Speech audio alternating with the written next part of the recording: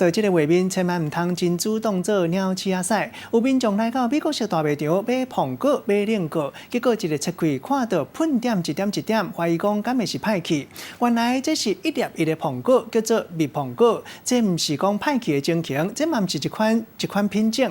专家就解说讲，原来这是因为你时暗时温度差较济，苹果为了要来保护伊的种子，就那个淀粉转化做果糖，才袂去冻着伤，就会出现这款的蜜线。啊，若是学术上叫做是水心症，代表讲是果子树的糖类代谢各样无正常的情形。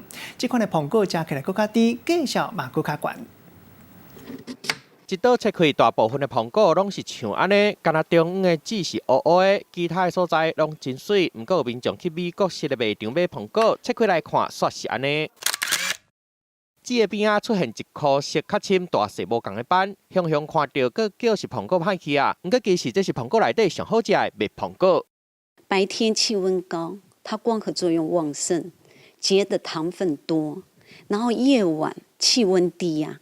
它的呼吸作用消耗掉的养分少，所以它的果实就会储存了很多的糖分。苹果颜色比较浅，所以如果它细胞储存的糖分浓度高的时候，它的颜色就会呈现出来。原来蜜苹果不是苹果的一个品种，是山顶日时甲暗时温差较大，苹果为着要保护伊的籽，就甲淀粉变作果糖，避免冻伤，出现的亲像水浸过的蜜线，学术顶的甲叫做水心症。这是一种果子树糖类代谢无正常的情形，种伫山顶的果子拢有可能会发生。不过若是来出现这款的情形，口感颠倒会变较歹，嘛较快歹。同款是水心症出现伫无同的果子顶的影响嘛。差真济，记者综合报道。